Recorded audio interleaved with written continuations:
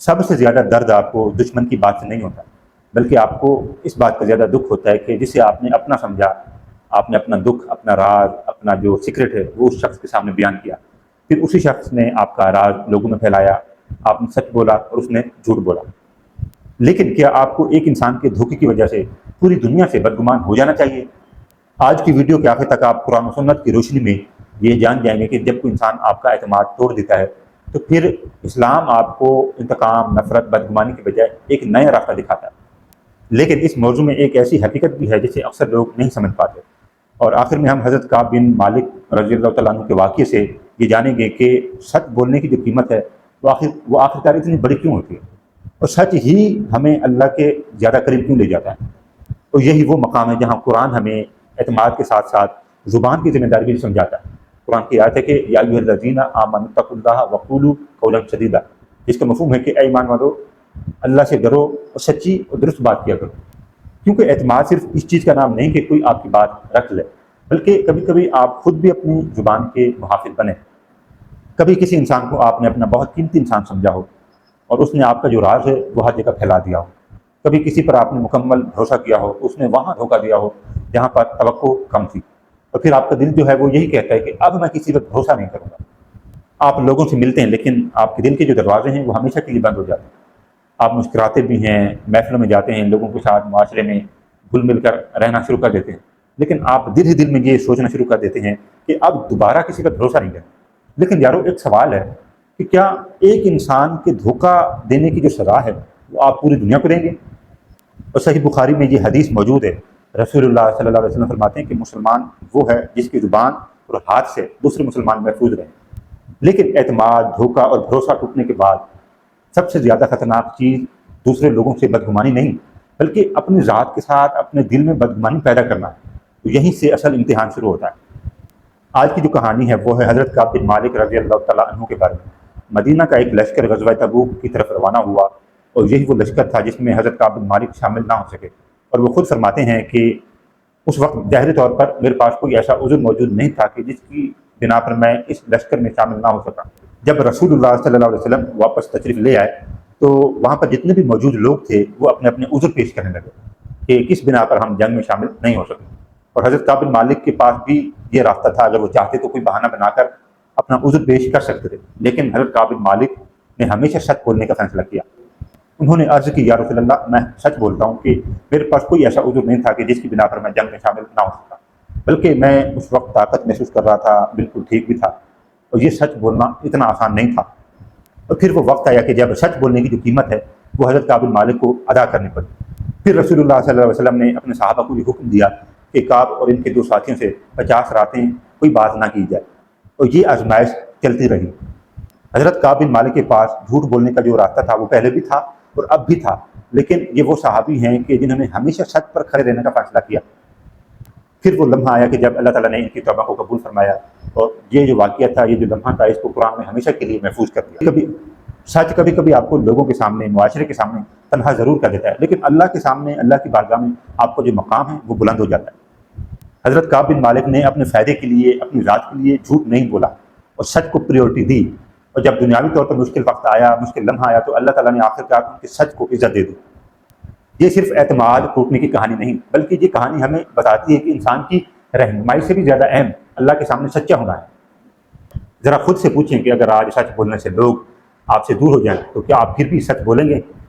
اور قرآن حضرت کعب اور ان کے ساتھیوں کے متعلق یہ بیان فرماتا ہے، قرآن کی آیت ہے کہ ثم تاب علیہم لیتوبوا، کہ اللہ نے ان پر رحمت نازل کی تاکہ یہ توبہ کریں۔ جب کوئی انسان ہمارا اعتماد توڑ دیتا ہے تو اکثر ہم ایک واقعے کو پورے مستقبل کے لیے لگا دیتے ہیں۔ جب کوئی انسان ہمارا راز کسی کو بتاتا ہے تو پھر ہم یہی کہتے ہیں کہ اب کسی کو کچھ مت بتاؤ۔ جب کوئی دوست ہم سے بے وفائی کرتا ہے تو پھر ہم اکثر یہی سوچ رہے ہوتے ہیں کہ اب کسی پر اعتماد نہیں کرنا۔ لیکن یارو، یہاں پہ مسئلہ یہ ہے کہ ہم ایک واقعہ، ایک لمحہ، ایک انسیڈنٹ، ایک غلطی پورے مستقبل کے لیے ایک تعریف بنا دیتے ہیں، لیکن حقیقت میں یہ ہے کہ جہاں پہ برے لوگ ہیں، بے وفا لوگ ہیں، وہاں پہ اچھے لوگ بھی موجود ہیں۔ ایک شخص نے آپ کا اعتماد توڑا ہے، آپ اپنا دل کیوں توڑتے ہیں؟ آپ اپنے دن کو اچھا گزاریں، اپنے آپ سے محبت کریں، لوگوں کی پرواہ تو آپ کو ویسے ہی نہیں کرنی چاہیے۔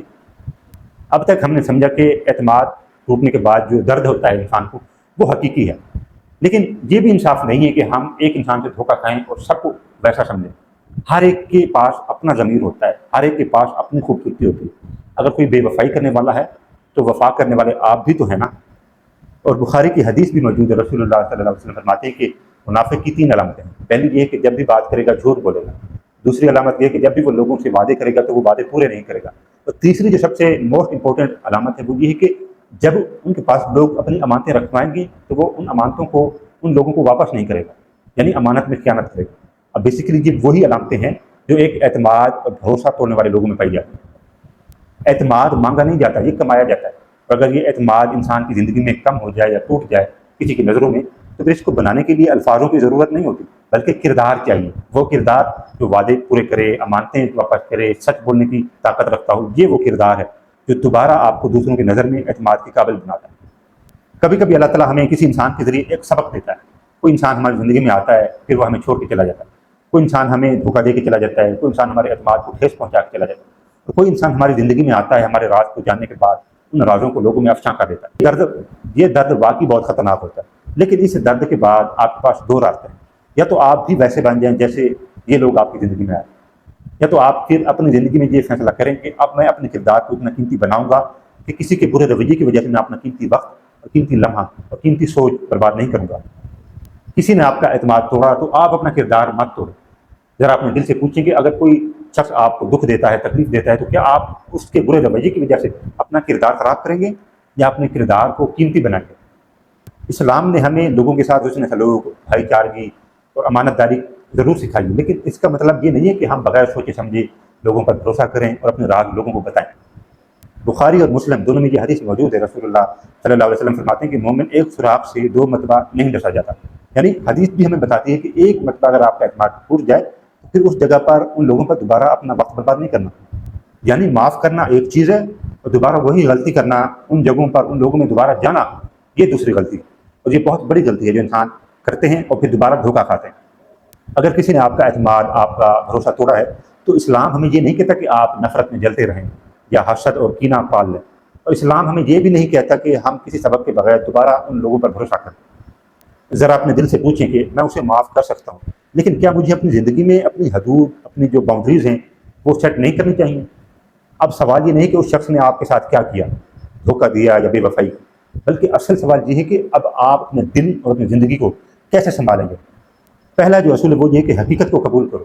اگر آپ کے ساتھ کسی نے دھوکہ کیا، فراڈ کیا، تو یہ ریالٹی ہے، اس کو تسلیم کرنا سیکھو۔ دوسرا جو اصول ہے، بدگمانی کو مت پھیلاؤ اپنی زندگی میں یار۔ اگر کسی ایک انسان نے آپ کے ساتھ دھوکہ کیا، آپ کے اعتماد کے ساتھ کھلواڑ کیا، تو پوری دنیا کو ویسا مت سمجھو۔ تیسرا جو اصول ہے وہ یہ کہ اپنی حدود قائم کرو، باؤنڈریز بنائیں۔ آپ کے ساتھ کسی نے دھوکہ کیا تو ضروری نہیں کہ وہی اعتماد، وہی بھروسہ آپ ہر کسی پر کریں۔ چوتھے نمبر پر آپ اپنے آپ کو اس قابل بنائیں کہ آپ کے ساتھ کوئی دوبارہ دھوکہ نہ کرے اور آپ اپنی غلطیوں سے سیکھ کر آگے بڑھیں۔ پانچواں اور آخری جو اصول ہے وہ بڑا زبردست ہے، وہ یہ کہ اللہ پر اپنے معاملات کو چھوڑنا سیکھو۔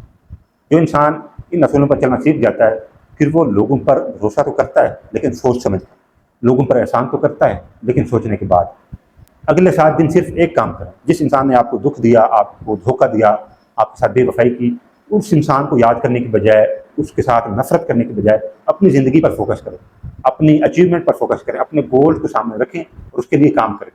پھر دیکھیں کہ آپ کی زندگی میں کیسے بہتری آتی ہے اللہ کی طرف سے۔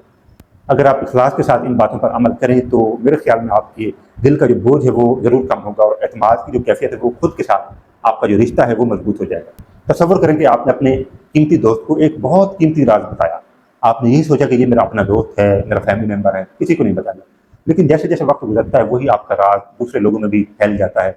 پھر آپ یہ سوچتے ہیں کہ یار یہ تو میرا اپنا نہیں تھا، پھر آپ لوگوں پر اعتماد کرنا چھوڑ دیتے ہیں۔ لیکن حقیقت یہ ہے کہ آپ کو اس انسان سے فاصلہ رکھنا چاہیے جس نے آپ کا اعتماد توڑا، اس انسان سے دور رہنا چاہیے جس نے آپ کے بھروسے کو زخمی کیا۔ لیکن پوری دنیا میں جو لوگ ہیں اچھائی کا کردار لے کر بیٹھے ہوئے، ان کا کیا قصور ہے؟ جس طرح آپ اچھائی کے کردار میں ہیں ویسے دوسرے لوگ بھی تو ہیں نا۔ اعتماد ٹوٹنے کے بعد سب سے بڑی غلطی یہ نہیں کہ آپ کسی پر بھروسہ نہیں کرتے، بلکہ سب سے بڑی غلطی یہ ہے کہ ایک شخص کے دھوکہ دینے کی وجہ سے آپ اپنا دل، اپنی زندگی پوری دنیا سے کٹ آف کر دیتے ہیں۔ تو قرآن بھی تو یہی کہتا ہے کہ وَلَا تَسْتَوِي الْحَسَنَةُ وَلَا السَّيِّئَةُ، کہ نیکی اور بدی برابر نہیں ہو سکتی۔ اب قرآن ہمیں کیا لاجک دیتا ہے کہ اگر آپ کو برائی نظر آتی ہے تو اس کے ساتھ اچھائی ضرور ہوگی۔ اب ایسا نہیں ہو سکتا کہ دنیا میں ہر ایک انسان دھوکہ دینے والا اور بھروسہ توڑنے والا ہے، بلکہ اچھے لوگ بھی موجود ہیں آپ کی صورت میں۔ اگر تم نے کسی کے دھوکے کو اپنے دل میں رکھ لیا، جگہ دے دی اور یاد کرتے رہے، تو وہ انسان تو شاید آپ کو ایک بار دکھ دے کے آپ کے ساتھ بے وفائی کر کے چلا گیا، لیکن آپ ہر روز اپنے ساتھ ظلم کرتے رہیں گے۔ لیکن اگر تم نے یہیں پر سبق سیکھ لیا اور اپنی حدود کو قائم کرنا سیکھ گئے، دوبارہ ان جگہوں پر ان لوگوں پر اپنا وقت برباد نہیں کیا، تو پھر تمہارا دل، تمہارا جو اعتماد ہے وہ دوبارہ بحال ہو سکتا ہے۔ یاد رکھیں کہ کوئی بھی شخص تمہارا اعتماد حاصل کرنے کا حق نہیں رکھتا، اور نہ ہی کوئی تمہاری نفرت کے قابل۔ اپنے وقت کو اپنی ذات پر لگائیں، اللہ کی عبادت پر لگائیں۔ اگلی ویڈیو میں ہم ایک ایسے ٹاپک پر بات کریں گے جو میرے خیال میں ہر انسان کے لیے ایک امید کا دروازہ ہے، اور وہ ہے سچی توبہ۔ اگلی ویڈیو ضرور دیکھیے گا۔